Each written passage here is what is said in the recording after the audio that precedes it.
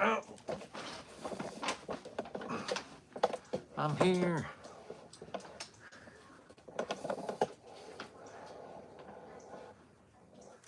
Okay, that's gonna be good enough. And there we go. Dude, we ain't had a live stream outside in a hot minute. All right, boom.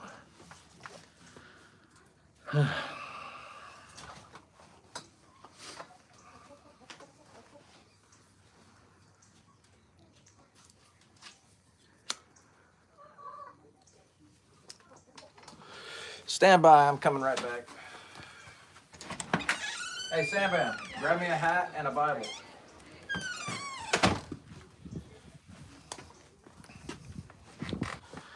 What's up, Tuna?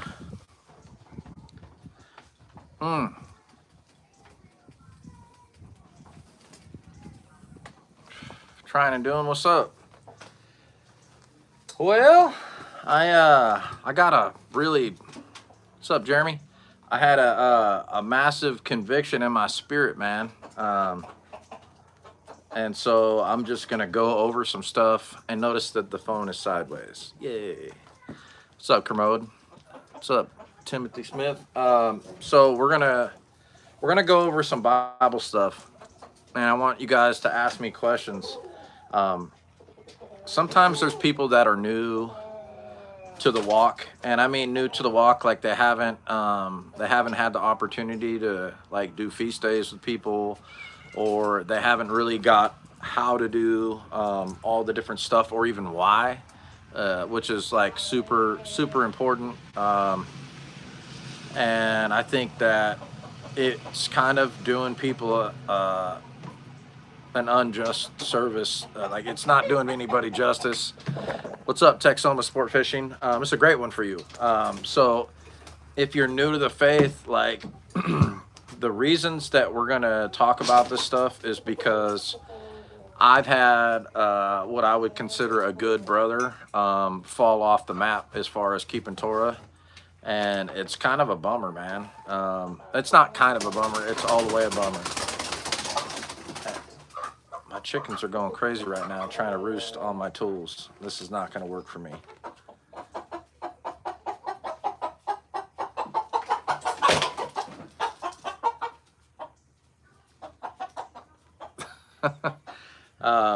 Anyhow, so I'm going to smoke a cigar and we're going to talk about the Bible.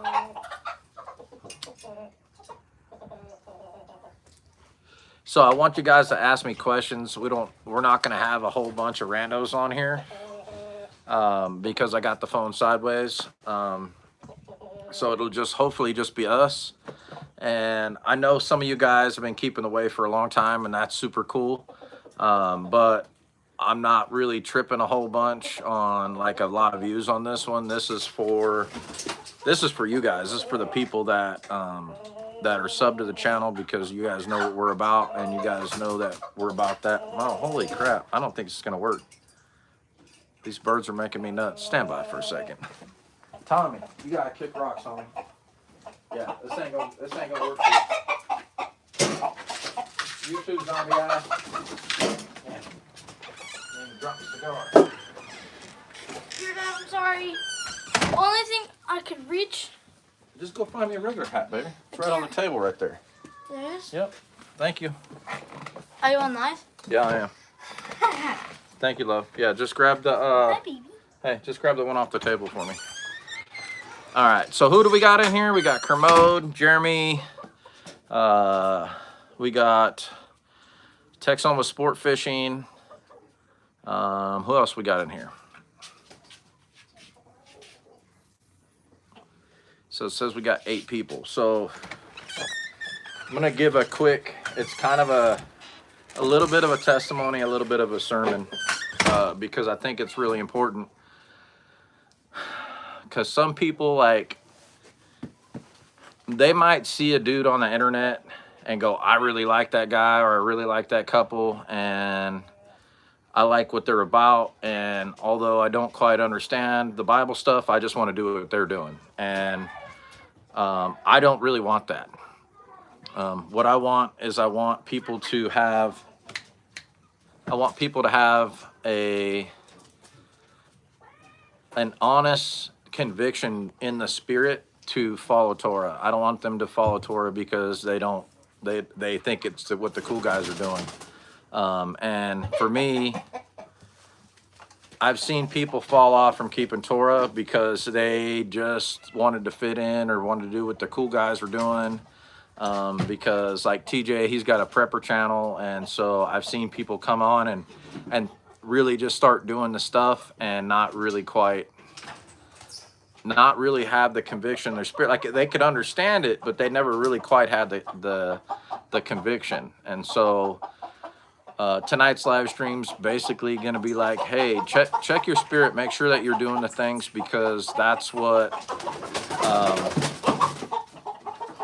the chickens are off the hit right now. I don't know what's going on, but it's just make sure that you're doing it because you're led to by the Spirit, and not because you're trying to do what you see people on the internet or cool people or people you may be attracted to are doing. I just want people to really truly do it because they're convicted to do it, to follow the Father and follow the Messiah. And I know most of you guys are already on board with that.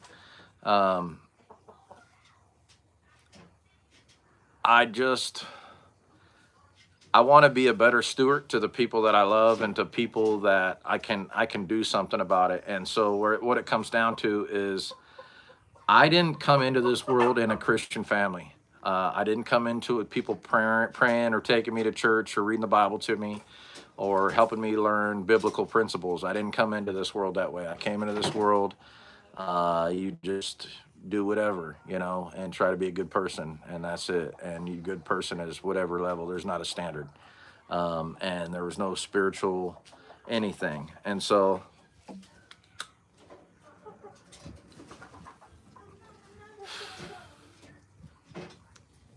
if I say something and you're not super duper convicted about it, I want you to read it for yourself. I want you to understand what it says, and then whenever you're convicted, whatever you're convicted of, hey, you cannot chew on the phone stand that I'm using, dog. No. Sorry. I want you to truly have the conviction from the Spirit and from the Word to follow what it says, and not just the people of the internet, and I'm not saying that you guys do that. I just want to make sure, because when I hear people going back, I can't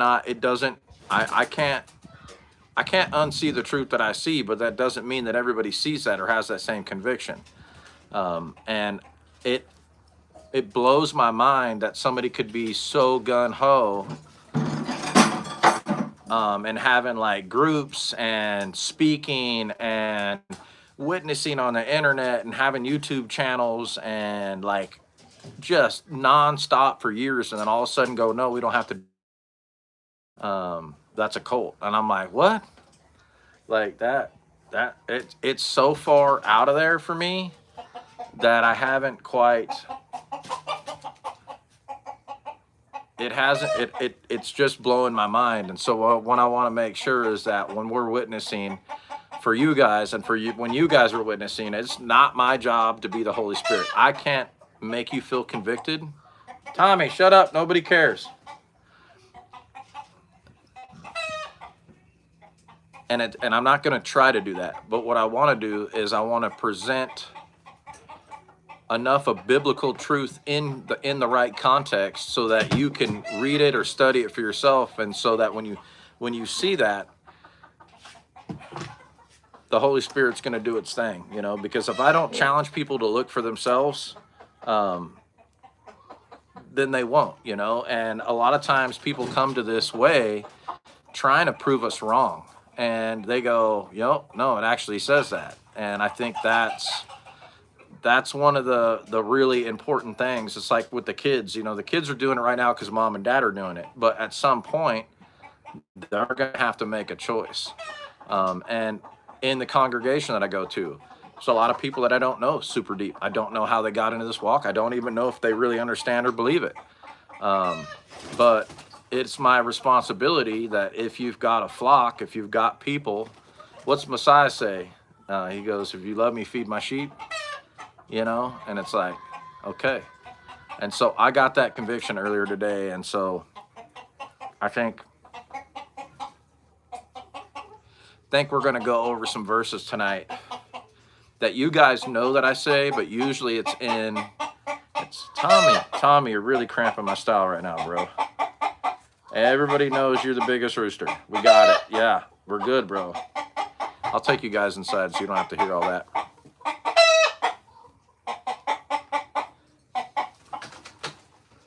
All right, inside we go. It's gonna be a hot mess. You're welcome. Oh yeah.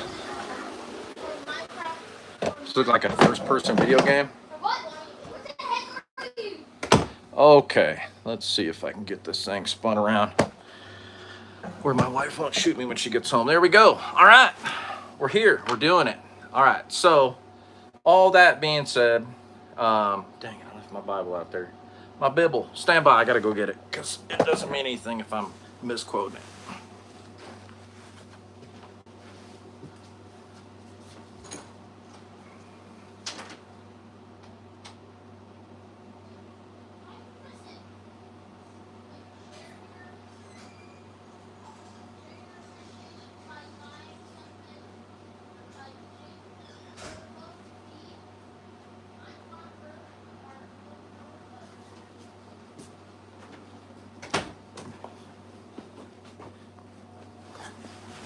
My rib is not here tonight, so I'm gonna have to fumble through the reading. Gosh dang, she's gonna kill me with that mess in the background. There we go, it's good enough. So bear with me because it's not gonna be pretty, but I don't want people to try to do Torah and all that kind of stuff without the right heart condition. I guess that's what it's all really about, is because I don't like losing people that I love, and I don't like investing a bunch of time and miss something. Like there's something that I could have done. So how I came to Torah is I came out of a church hurt. And I think that for me, the basics of it were there was always something missing. There was always some gray areas that they didn't quite have an answer for, or they would say something that sounded kind of churchy, and so I just took it, okay, well, I guess I don't have to worry about that. And well, the truth of the matter is that we have to work out our salvation with fear and trembling, which means if there's fear, it's because we could get it wrong, or we could mess up. And I don't want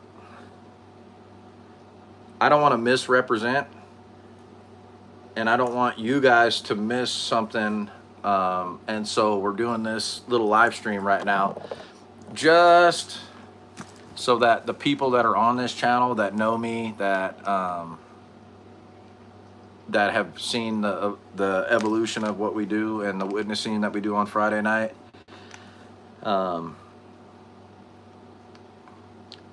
there's a lot that we say that we didn't just come to overnight, and we kind of pass over it really quick.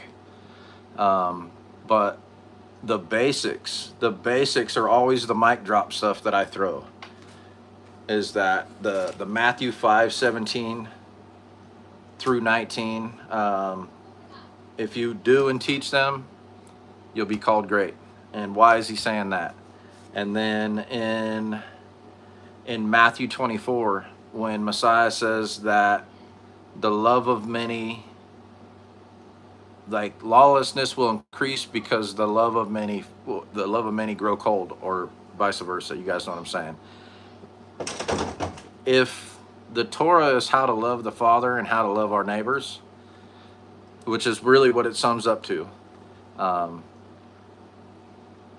if we're not loving appropriately the way he's designed for us as a people, as his people, then that is what's missing the mark. And for me, I can't set the standard, and I can't I can't say, well, because I have this conviction, you need to understand it and do that. What I need to do is represent why I hear this and what does it mean to me. And so I'm going to try to just go a little bit slower on some of these. But you guys hear me say lawlessness a lot on the live streams, and lawlessness is a huge deal in here, because I don't know that it's not. I don't know that it's mentioned in the Old Testament, that phrase. And if it is, it's really easy to see what they're talking about. But in the New Testament, it's a little bit harder to see exactly on just face level without understanding Torah. It's harder for people that don't understand Torah, the first 5 books, the Tanakh, the first 5, or the first part of the Bible, right? Not just the first 5 books, but if you don't understand what is prophesied about Messiah, who he is, like Isaiah 53 is blasting a whole bunch of prophecy about Messiah, and it's about there's two major prophecies about the Messiah. One is, you've probably heard TJ talk about it on his channel. One is Yeshua ben Joseph, and that's the suffering servant. And then the other one is Yeshua ben David, which is the righteous king. And you know, we know that when the Sadducees and the Pharisees, when they rejected Messiah, it's because they were looking for the prophecy of the righteous king and not the suffering servant. And he came in on a donkey, which, you know, when you come in on a donkey, you're coming in as peace when you come in as a king. And if you come in on a horse, you're coming in for battle. And we see that he's coming in for battle in Revelations when he comes back, and that's when he's coming back as the righteous king. Thus the King of Kings and Lord of Lords on his leg, you know, like that's like all of these things are prophetic, and they're coming to pass. So for me, I love the fact that we've got such awesome people on this channel, and that we've had an opportunity to show fruit. And when people argue with biblical understandings, like their understanding that's not really lining up biblically, we've tried to give people as much tools as you can in the toolbox to battle doctrine that's not biblical. And that's really kind of what we ended up doing. We didn't know we were going to do that, but that's just kind of how it happened. And because I love him, and because I've had a million chances, and because his grace is sufficient and it abounds, and he has given me peace and understanding, that I'm a nerdy fucking biker dude, man. I'm like nobody, you know what I mean? I'm like the least that should be doing this. But for some reason I'm doing it. So here we go, right? I want to start off with saying that when I first started reading the Bible, and when I say reading, I've only read with my own eyes one book out of the Bible, and that's the book of John. That's the Gospel of John. And most of you guys know, if not all of you, I have dyslexia, and the learning disability that I have, the kind of dyslexia I have, isn't that I don't know how to read. It's that when I read, it doesn't, somehow something switches and it doesn't sound right and it doesn't make sense. And so it starts chopping up. So whenever I'm reading out loud, I get really choppy because it doesn't make sense and I can't keep a flow going. Well, it's 10 times as worse in my brain. In my brain, the comprehension just doesn't, it's like, why did they write it like that? That doesn't make any sense. So it doesn't really click. And so a lot of my stuff, praise the Most High, we're in a time that is so advanced that I can listen to somebody that has read this entire thing audibly. But if you're going to do it audibly, and I fall short of this a lot, please follow along in the translation that you're reading in, or in whatever translation you got with whatever one it'll play. I can't find a good scriptures one that reads it that doesn't sound like a computer reading it or a robot. And there may be one out there. I just, I don't want commentary. I just want it read. And so some people that just read it, it's great. Some people that do commentary, I have to first have a conviction and an understanding of my own, and then we can build on that. So if I have commentary, I'm automatically going into somebody else's understanding. And so when I say I want this just as it is first, that's why. So I'm giving you a little context of why I think that's important, especially when you're new at it. So I haven't read any of the chat. You guys are talking in there. I'll probably scroll back and look at what you guys have said for a second, and then I'll continue on.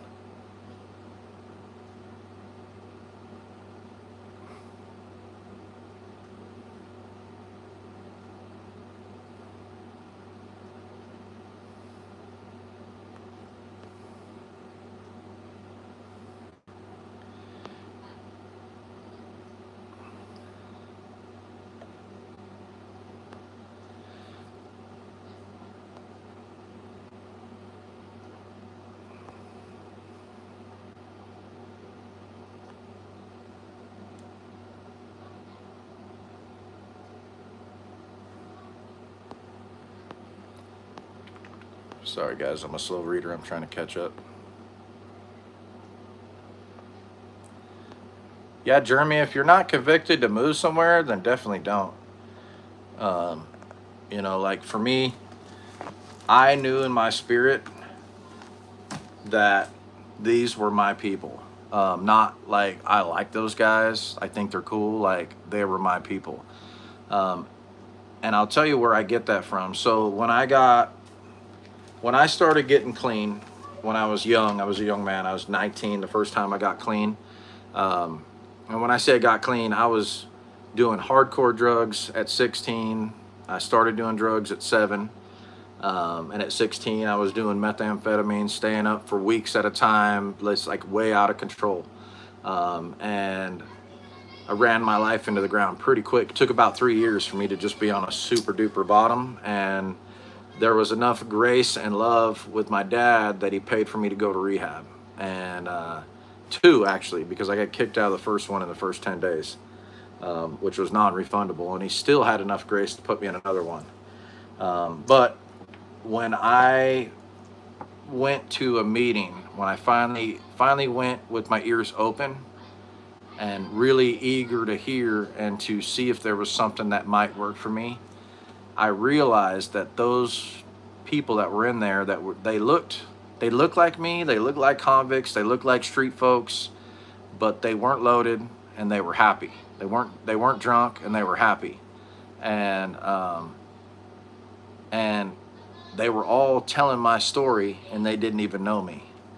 And I knew right then at that moment that whatever they were doing here, that there was hope that this might actually work for me.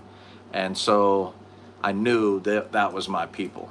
Okay. So like when I say these are my people, I knew TJ was my people. I wasn't sure about Pastor Joe, but I fell in love with that dude and I got way more contacts with him. So now I understand. But when I say I love these people, I do. I love them. And I knew they were my people. TJ is like a mix between my best friend and my brother. And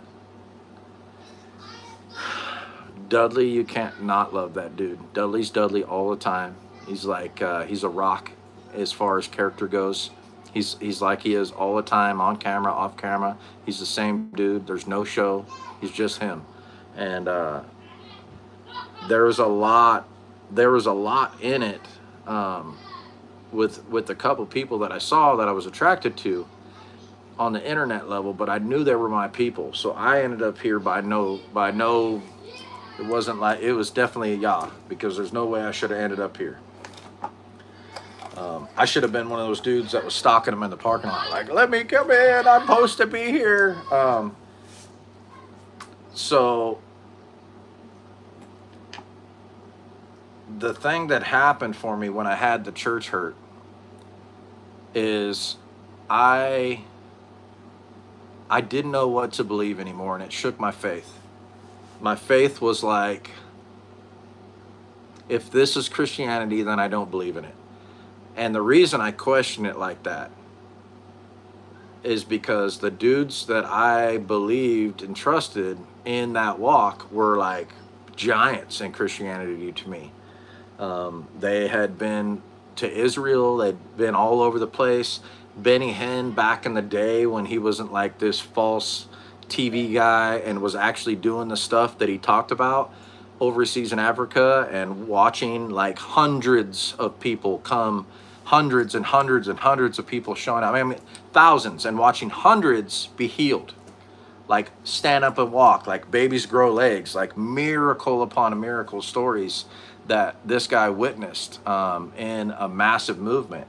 And then me witnessing a church come from nothing, from a little home church, just a family and the neighbor reading the Bible, to all of a sudden, we had so many people that we were renting conference rooms at hotels every week because there was nowhere else for us to go. And I watched the Spirit move, and I know the difference, right? And then at some point, something quenched that spirit, and it was no longer, and it was for a season. Now, see, I still believed, even though I went to all these different churches trying to find that, I was looking for the Spirit. I just didn't know it, right? I was looking for, where's the Spirit at, you know? Like, where is it that I know I'm supposed to be? And the Spirit never led me anywhere. I tried going places, and it was like, nope. Or it would be really dry. There was no Spirit, and it was just sad and like, boo. Or I'd go places, and it was way too much energy and not actual Spirit. You know, like I've been to some Pentecostal churches, and that wasn't the Spirit moving. That was some other spirits moving, not the Spirit. And so I think it's really important that if you're gonna do Torah, if you're coming out of Christianity, or if you're just coming into it, you might see some people on the internet that are really cool and that you got the vibes all the way around, but the Torah stuff's kind of like, yeah, I guess I'll do it, or I'll do it because the cool guys are doing it. Don't do that. Like, really, really read your word and make sure that you're having convictions in the Spirit that are guiding you to this truth, because this isn't, the stuff that we're doing is, if you break this Bible down, I'm gonna do it real quick. I'm gonna break it down for you.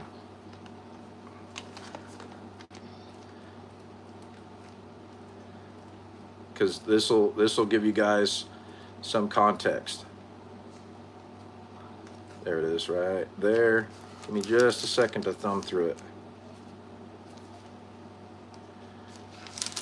Almost there on this one. There we go. Boom. Okay. Oh yeah. Jeez Louise. There's so much fruit in here.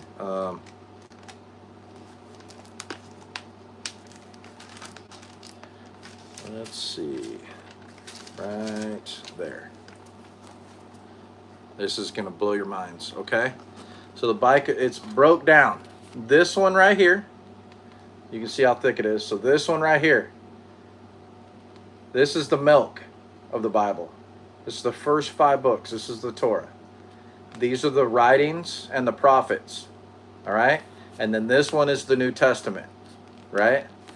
And so they only work all 3 together. You can't have this one and not have these. And you can't have these and not have this. And you can't have this and try to do this, because you're not going to understand it and you're going to get it wrong, which is where I came from, is I had it wrong. I had the Spirit part right and the grace and the mercy. I had it right. I had it right in Big C Church. I had it right. The grace, mercy, and salvation through grace and faith, I had that part right. But I only had a partial truth. I didn't have a full picture. And you guys know I'm really big on if it doesn't say to do it, or if it says to do it, like, here's where it's at for me, right?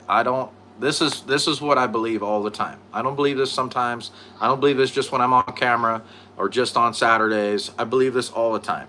And if I got no camera, and if I've got no TJ or no anybody, I'm still going to be doing this. If I got no family, I'm still doing this, because that's my conviction. This is my truth.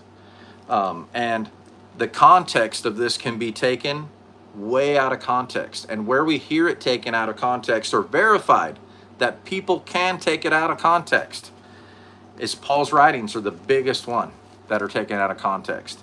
And Timothy writes, he says, hey, be careful. Some people take his writings out of context and it leads them into lawlessness. There's this phrase again, lawlessness. Why is that used in there? Matthew 24, why is that used? I'm going to turn to Matthew 24 really quick, and we're going to read about the love of many grow cold because lawlessness increases. And actually, let me see if I can do it on this Bible app, because, yeah, let's do it on the Bible app. Yeah, we'll do it that way. It'll be faster than trying to thumb the pages. I think for me, really?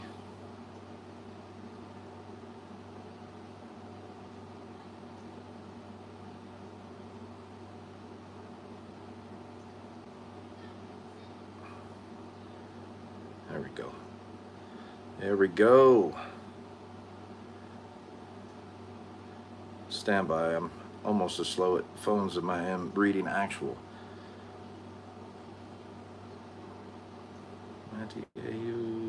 24.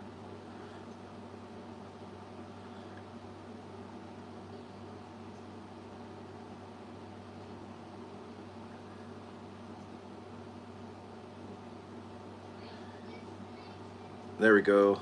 So it starts Matthew 24 verse 12, because lawlessness increases, most people's love will grow cold. And then it talks about the one that endures to the end will be saved. So lawlessness here, right? And then we've got in Revelations, it talks about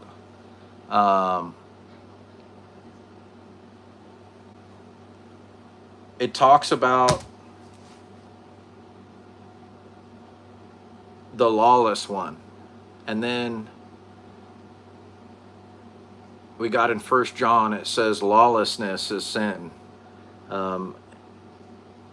So we have all these phrases, and I know there's at least one or two more that it talks about lawlessness. Why is that phrase used? What law are they talking about?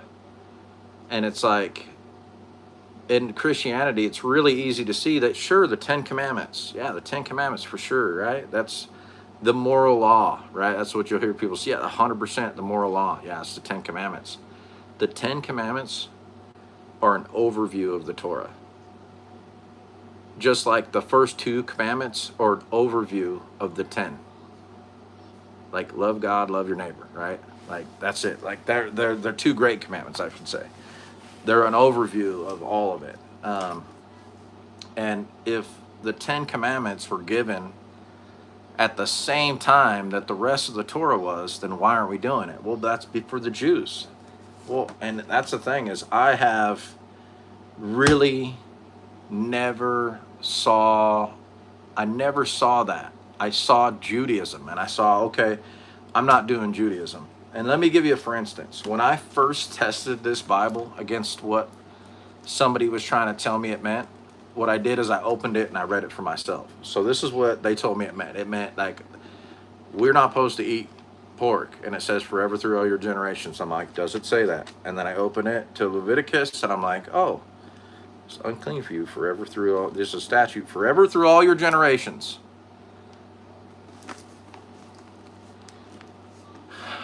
When he said, speak to the children of Israel, I never thought for a second that it wasn't talking about God's people. I always knew it was talking about God's people. I never figured that I had to be Jewish to believe or to be a Christian or to do any Bible stuff. And, you know, here's the fun fact. Jesus is Jewish. He's from the line of Judah, line of King David. And all this to be said is, make sure that when you read your Bible, you're asking yourself the questions, and you're asking the Father the questions like, hey, does it mean this? Is this what it actually means? Or are they saying that it means this? And then you go read it, and the context seems different. You know, easy to do on Paul's writings, but I promise you, if you haven't studied the first 5 books of the Bible, Paul's writings will be confusing.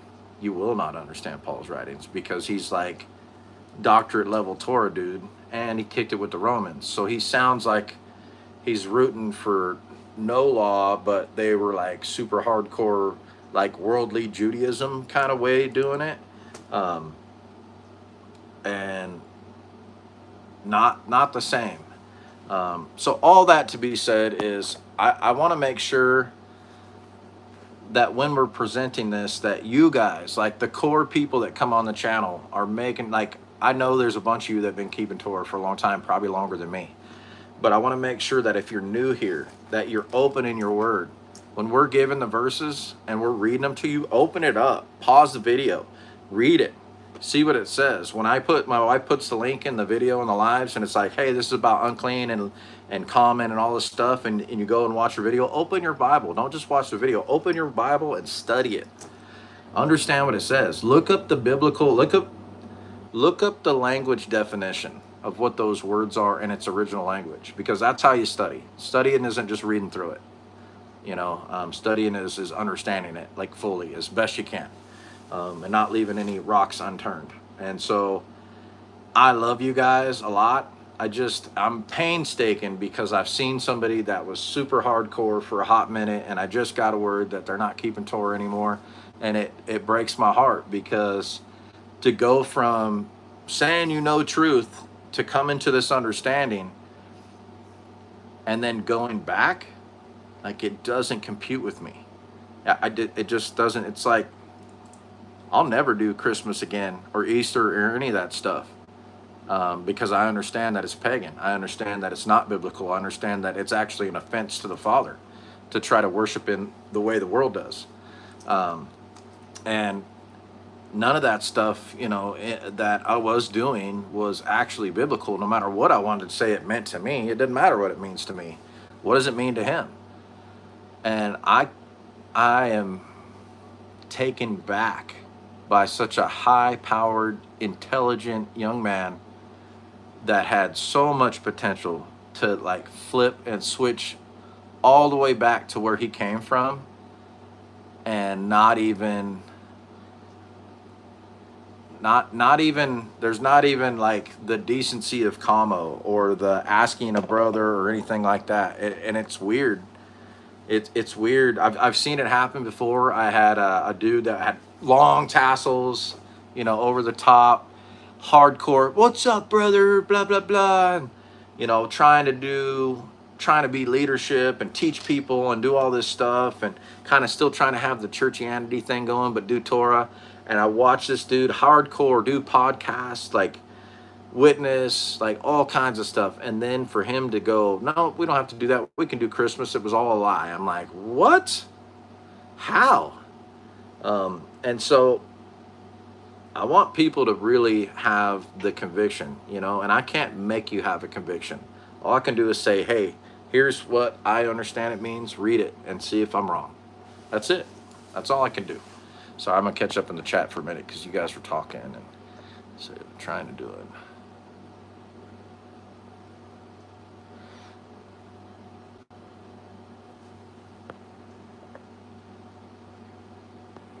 Yeah.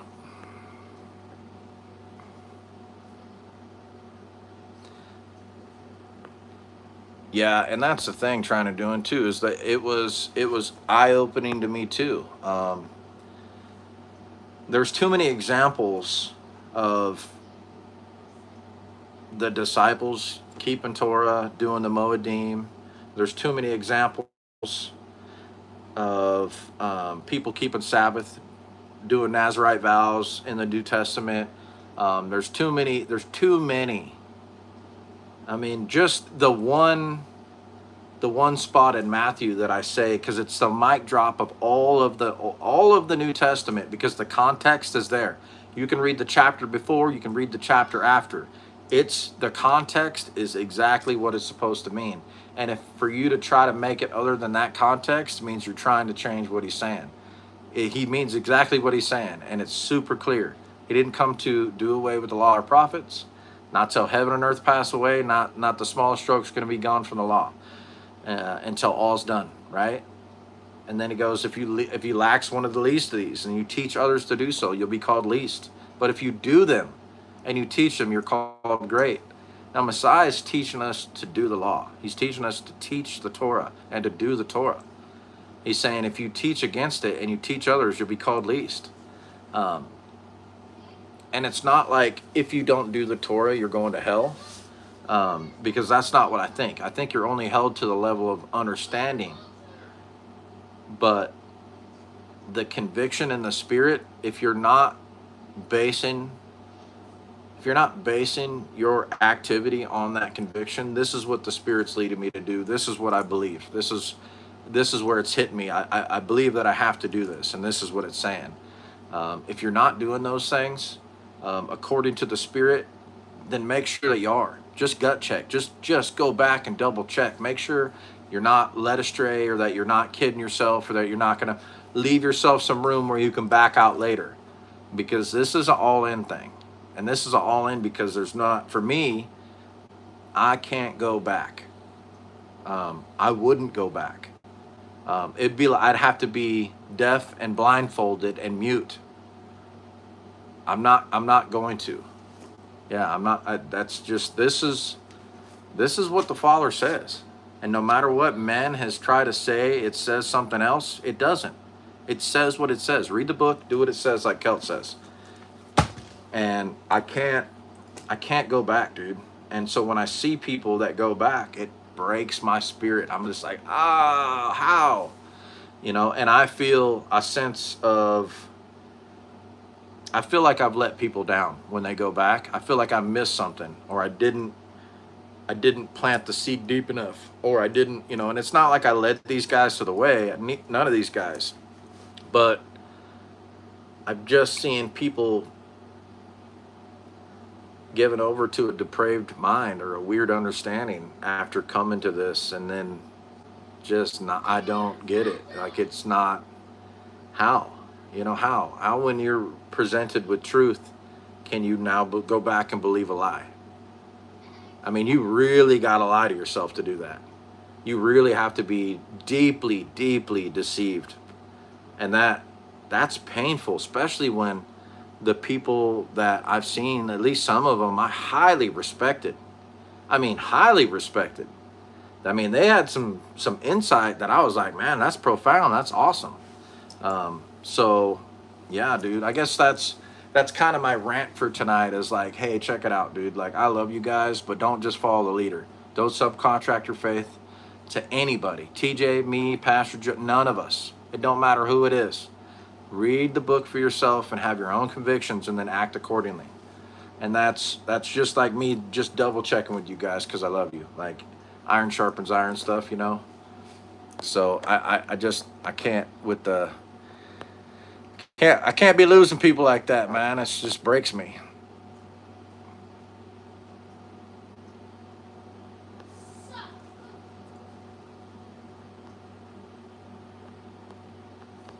Well, Kermode, yeah, the weight is definitely not mine, and you can only do your best. But you know what? There's always room for an improvement, and if I don't see, I got this conviction in my spirit enough to where there's people in my life right now that are fellowshipping with me, that are keeping Torah, and I want to make sure that they're on the same page. This is why we're doing the things. This is what the Word says. This is the context of it, and this is why.